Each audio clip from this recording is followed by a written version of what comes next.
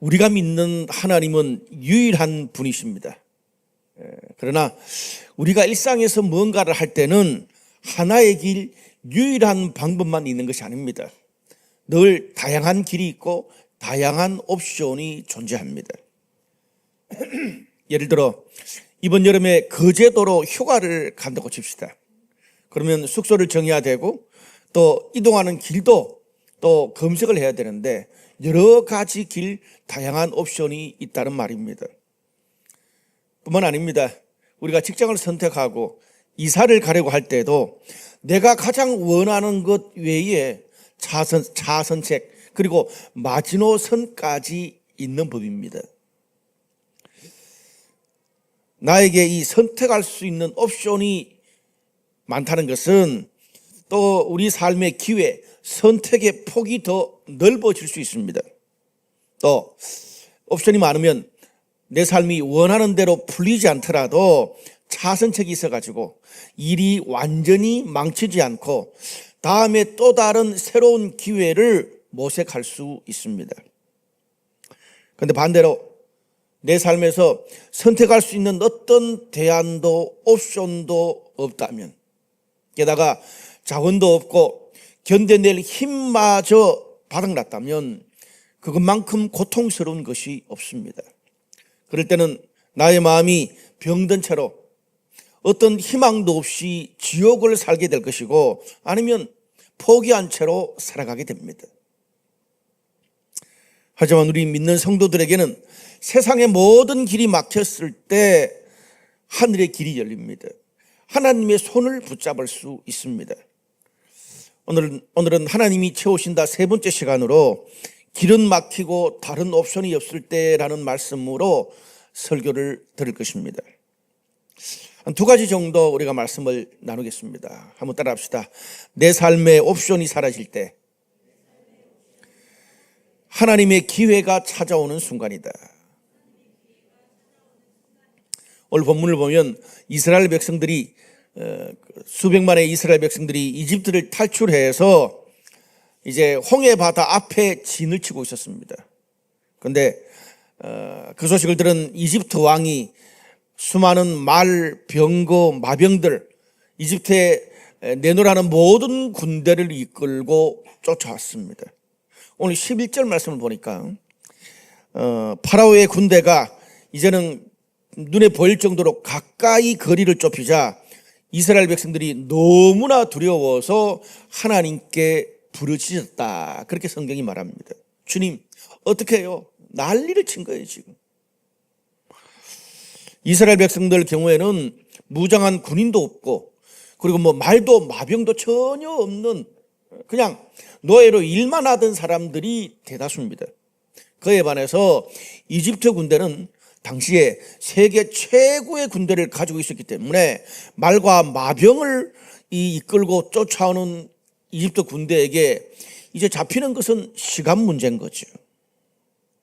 이런 상황에서 이스라엘 백성들이 선택할 수 있는 거라고는 그냥 조금 있다가 이집트 군대한테 잡혀서 항복을 하든지 아니면 그냥 홍해 앞바다 뛰어들어서 헤엄을 치든지 그 길밖에 없어요. 그런데 그 큰 홍해 바다에 어린이 또 여인들 대다수가 많은데 또 노인들도 있는데 어떻게 헤엄을 치고 갑니까? 이래저래 죽는 길밖에는 없다는 말입니다. 무슨 말입니까? 그들의 삶과 미래에 그들이 쓸 수 있는 옵션, 찬스가 아무것도 없습니다. 여러분, 그때 인간이 느끼는 감정이 뭘까요? 오늘 성경에 아주 리얼하게 그들이 심히 두려워서 공포감의 두려움 속에 쌓였습니다. 그래서 이스라엘 백성들이 다 같이 일어나서 지도자 모세에게 아주 비난을 하고 원망을 하기 시작했습니다. 오늘 본문에 보면 자세하게 나옵니다. 그들의 원망이 얼마나 깊은 것인지. 우리를 이집트 노예로 살도록 내버려 두지 광야까지 데리고 와서 죽일 일은 뭐냐? 우리가 그냥 안 온다 그랬지 않냐? 그냥 가만히 놔뒀으면 그냥 노예로 이집트에 살 텐데 무슨 광야에서 생매장할 일이 생겼냐? 강하게 어필했습니다. 그런데 우리가 이렇게 난리통에 주목해야 될 것이 하나 있는데, 그게 뭐냐면 그들이 목숨이 위태한 절대절명의 순간에 이스라엘 백성과 모세가 하나님께 절박하게 부르짖었다는 것입니다. 그냥 그것이 너무 답답하든지 아니면 믿음이든지 상관없이 나의 급박한 상황 속에서 그 모든 상황을 하나님 앞에 가지고 하나님께 나아가고 하나님께 부르짖었다는 게 중요합니다. 사람이요, 내가 선택할 수 있는 옵션이 많을 때는 하나님을 붙들어야 된다는 절박함이 많이 약합니다. 늘 이거 해놓고 저거 이룬 다음에 그때 믿겠습니다, 그때 섬기겠습니다, 그래놓고 여전히 내가 해오던 대로 그냥 계속 시간을 보내게 됩니다. 그런데 내가 할 수 있는 노력, 모든 최선을 다해봤는데도 아무 소용이 없어요. 더 이상 의사도 손쓸 수 없고 은행도 변호사도 어떤 도움을 줄 수 없어요. 또 주변에 어떤 인맥도 나를 도와줄 수 없으면 그때 가서 이스라엘 백성들처럼 환경에 떠밀려서 지푸라기라도 잡는 심정으로 하나님께 부르짖고 하나님을 찾을 수밖에 없는 것이 인간입니다. 그래서 선임들도 너무 급하면 아이고 하나님 그런다 그러잖아요. 조커로 썰렁합니다. 하여튼 우리가 이런 상황에 처하게 될 때 내 삶에서 차선책, 옵션, 마지노선은 사라지지만 오히려 하나님이 일할 수 있는 공간과 시간이 열리는 것을 볼 수 있습니다. 두려워 떨면서 하나님께 부르짖는 것밖에 할 수 없던 그런 이스라엘 백성들에게 오늘 하나님께서 어떻게 말씀합니까? 그런 우리들에게 하나님께서 어떻게 말씀합니까? 13절과 14절에 보니까 이런 말씀이 있습니다. 모세가 백성에게 이르되 너희는 두려워하지 말고 가만히 있어서 여호와께서 오늘 너희를 위하여 행하시는 구원을 보라. 여호와께서 너희를 위하여 싸우시리니 너희는 가만히 있을지니라. 오늘 우리가 불렀던 그 찬양이요. 너희는 가만히 있어 주가 하나님 대말지어다. 오늘 이 본문의 말씀을 찬양으로 만든 곡이죠. 무슨 말입니까? 하나님이 이스라엘 백성들에게, 아니 우리들에게 두려워하지 말고 자꾸 가만히 있으래요. 내가 지금 가만히 있을 상황이 아닌데. 무슨 말입니까? 가만히 있으라는 말이. 그동안에 내가 쭉 해왔던 내 생각, 내 방식, 내 스타일대로 하려는 것을 멈추고 이제는 하나님이 너희를 대신해서 네 삶과 네 가정과 너희 미래를 위해서 싸우겠다는 거예요. 그러니 너는 네 생각 스톱하고 하나님이 이끄시는 대로 따라와라. 그 말을 너희는 가만히 있어 주가 하나님 됨을 알지어다. 그 말의 속뜻입니다. 우리가 성경을 보면 이스라엘 백성만큼 남의 말 안 듣고 고집센 민족이 없습니다.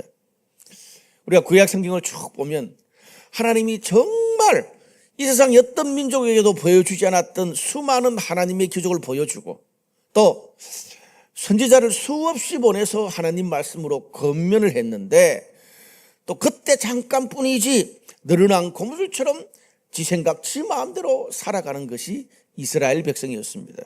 어쩌면 우리의 모습이기도 해요. 그런데 오늘 본문에 앞에는 홍해바다가 가로막혀 있고 뒤에는 최고의 이집트 군대가 막 쫓아와서 다 붙잡힐 정도가 되니까 그때서야 하나님 앞에 손을 듭니다. 손을 드는 것도 모자라서 막 부르짖고 난리 법석을 떱니다. 하나님 모르겠어요. 이제는 우리를 죽이든지 살리든지 하나님 마음대로 하세요 라고 하는 게 오늘 본문에 그들이 하나님께 부르짖는 소리입니다. 우리가 흔히 물에 빠진 사람을 구하려고 할 때 보통 뭐라 그럽니까?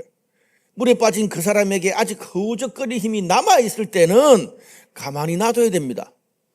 괜히 그때 참견하고 건져주다가는 같이 빠져 죽을 수 있습니다.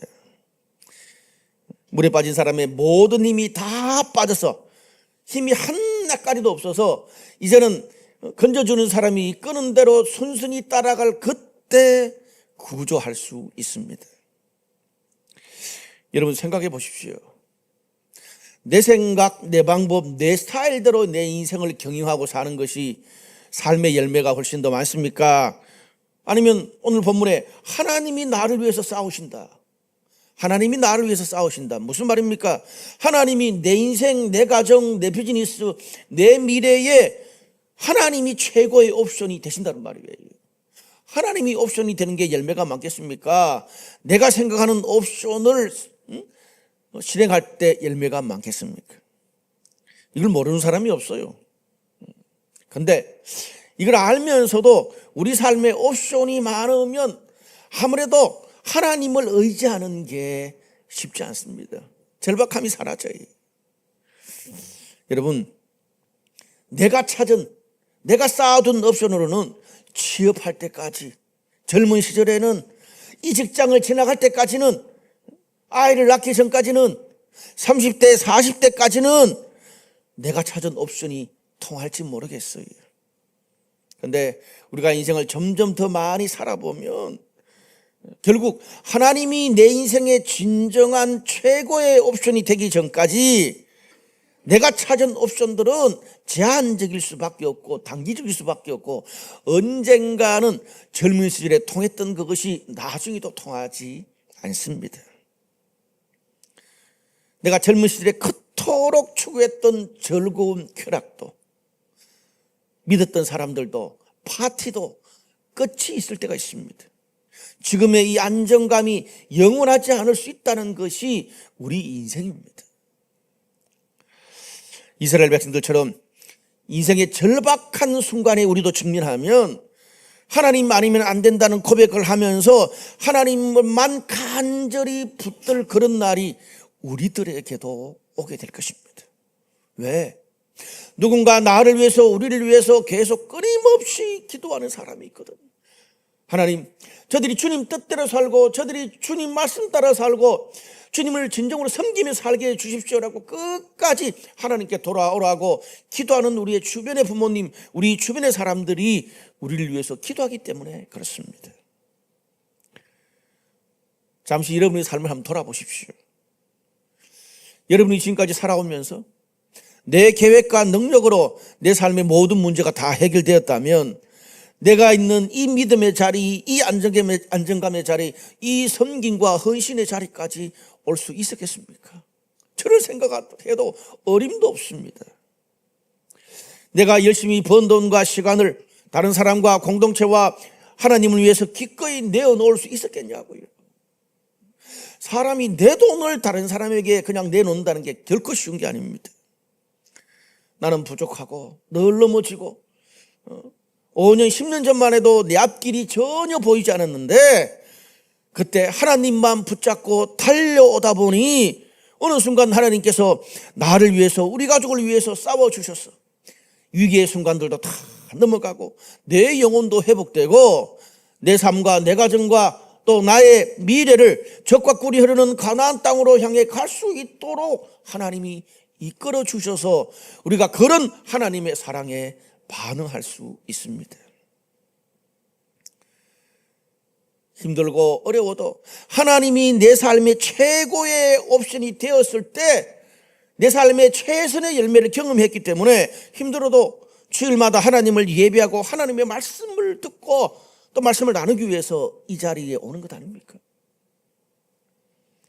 그런데 어느 한순간에 하나님이 아니라 다른 안정감과 옵션들이 점점 많아지기 시작하면 거기 그냥 즐기고 거기 묻혀서 살다 보면 이스라엘 백성들처럼 하나님이 왜 거기를 가라고 했는지, 하나님이 어떻게 나의 처절한 과거에서 여기까지 신앙의 자리로 이끄셨는지 목적도 이유도 하나님의 인도도 점점 희미해지기 시작합니다. 어느덧 배가 부르고 안정이 되어서 다시 하나님을 간절하게 찾는, 하나님을 잊어버리는 그런 결과까지 가게 될 수 있습니다. 그게 연약한 인간의 모습이에요.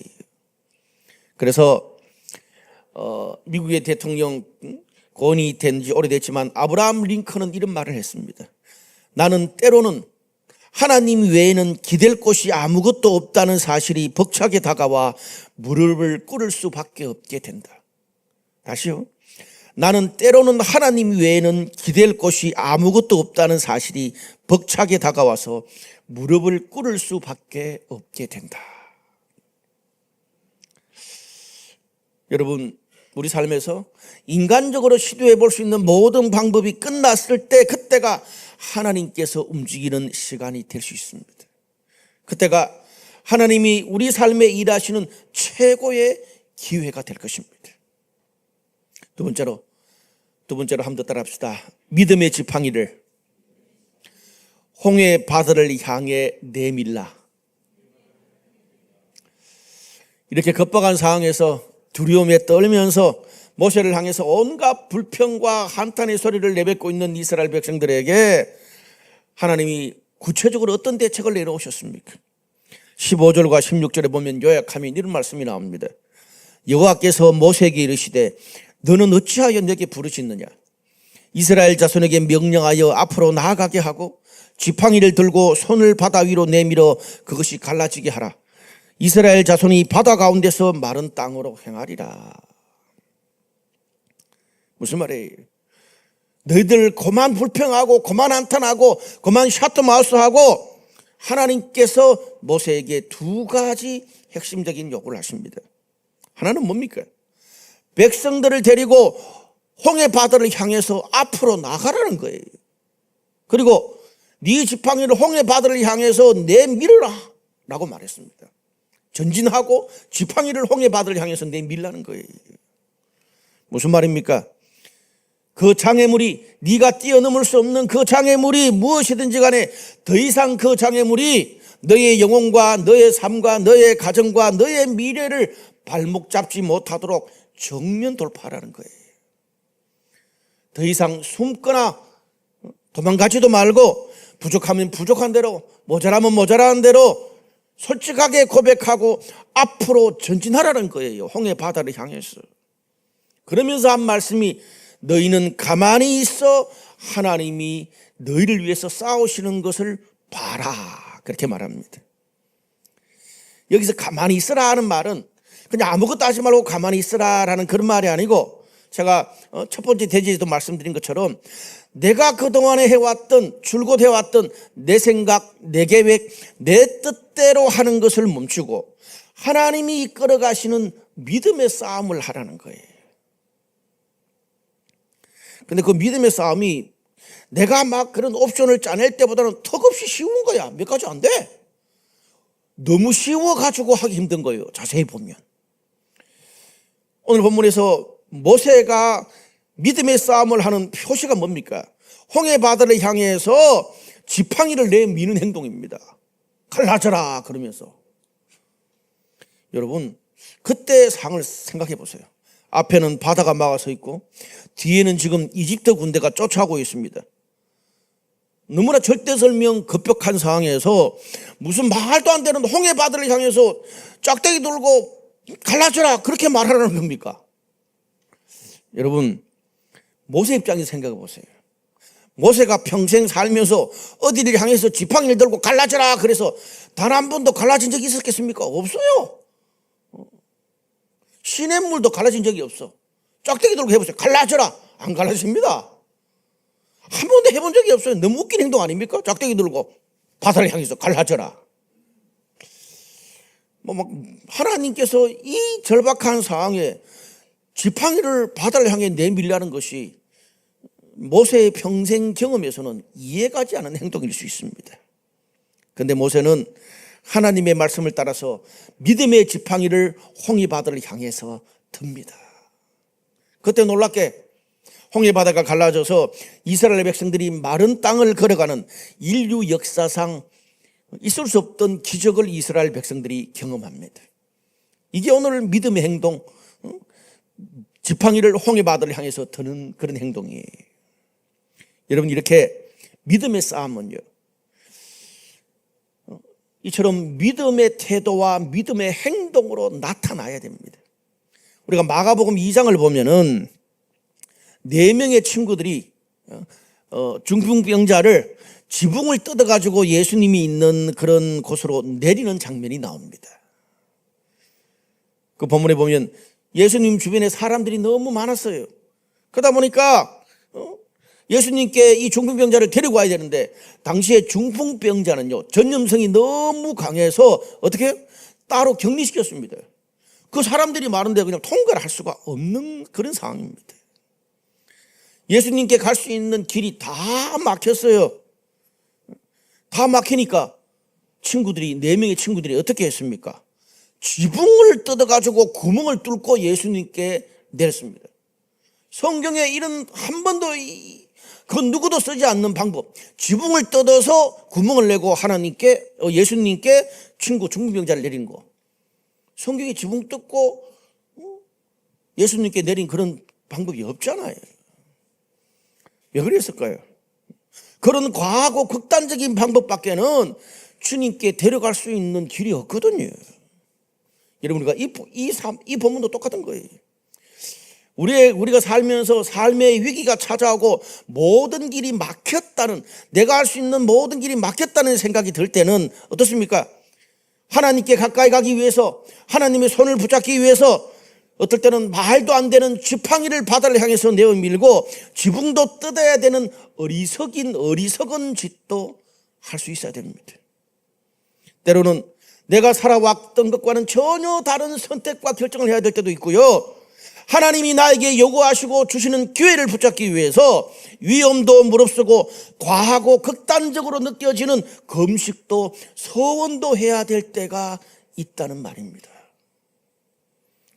복음서에 보면 예수님이 지나간다는 소식을 듣고 소경한 사람이, 평생 소경된 사람이 어떻게 해요?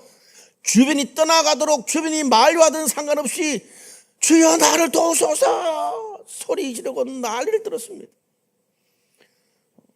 죽게 된 자녀가 없는 히스기야와 한나는 목숨을 걸고 기도하면서 서원까지 했습니다. 하나님, 제가 지금 너무 절박합니다. 내 주변에 어떤 도움도 길도 방법도 다 막혔습니다. 하나님밖에는 저를 도울 수 없습니다. 도와주세요. 그때서야 하나님께서 우리에게 말씀하십니다. 내가 이 날을 그토록 기다렸다. 네가 스스로 모든 옵션들을 포기하고 오직 나만을 찾기를, 하나님이 네 인생 최고의 옵션이 되기를 내가 얼마나 바랬는지 모른다. 내가 이 상황을 너 인생의 최고의 기회로 만들어주겠다.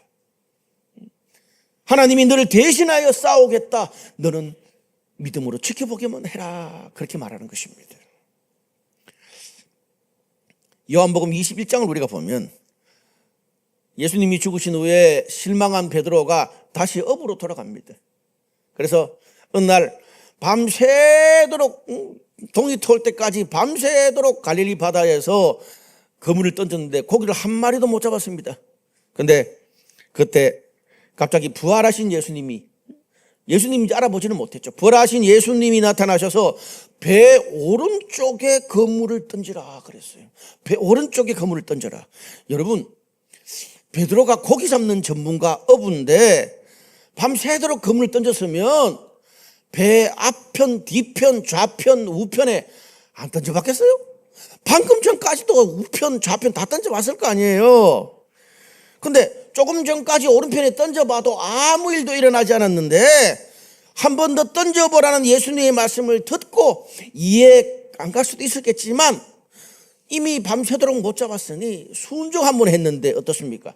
마침 그때 시간, 과정, 결과가 희한하게 맞아떨어져서 대박이 났습니다. 내가 5분 전에 던져봤다고 노했으면 이런 시츄에이션이 맞아떨어질 수 없는 거예요. 여러분, 우리가 때로는 우리가 하는 믿음의 싸움이 너무 뻔한 것 같고 무모하고 어리석을 때가 있다는 생각이 들지 않으세요? 보이지 않는 하나님 앞에서 막 혼자 기도하고 혼자 울고 막 혼자 서운하고, 과거에도 그거 해봤는데, 과거에도 그렇게 애써봤는데, 어제까지 해봤는데, 그렇게 말하지 말고 어떻게 해요? 오늘 하나님이 주시는 믿음과 결심을 따라서 믿음으로 다시 한 번 더 오른쪽으로 가보시기를, 다시 한 번 더 별것 아닌 지팡이를 홍해바다를 향해서 내어 드시기를 주님의 이름으로 축원합니다. 어차피 지금까지 내 계획과 방법대로 5년, 10년, 20년을 살았는데 잘 안 됐잖아요. 그럼 어떡해요? 지금까지 한 번도 해본 적이 없지만 하나님을 믿고 믿음의 지팡이를 그냥 무모하게 어리석은 홍해바다를 향해서 돌 수 있는 그런 일도 할 수 있는 거잖아요. 하나님이 은혜 주시는 대로, 성령님이 이끄시는 대로 믿음의 싸움을 해보시기 바랍니다.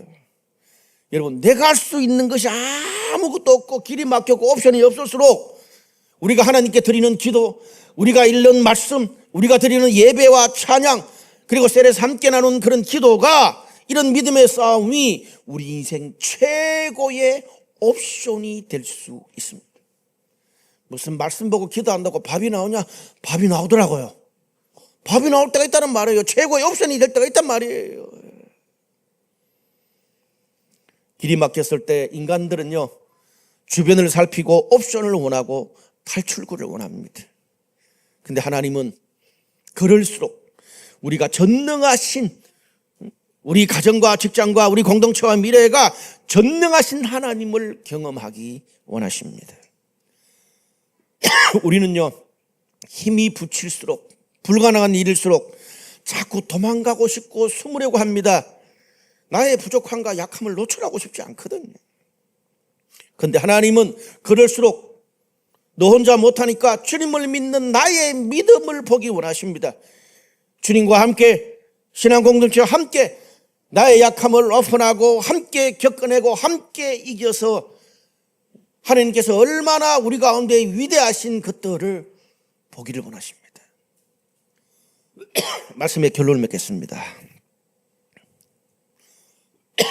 오늘 4절, 8절, 24절에서 29절까지 말씀 보면 하나님께서 이스라엘 백성들을 위해서 어떻게 구체적으로 싸우신 그런 행동들이, 그런 일들이 나옵니다.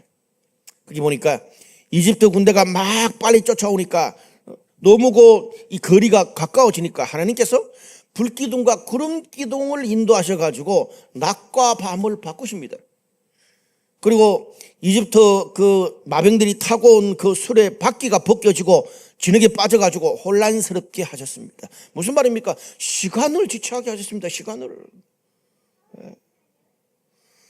또 이스라엘 백성들이 지나가는 그런 모든 바닷길은 홍해 바다가 갈라져서 벽이 딱 됐는데, 이집트 군대가 마병들이 그 땅을 따라갈 때는 그냥 물이 합쳐져 가지고 그냥 홍해 바다가 흘렀다는 겁니다.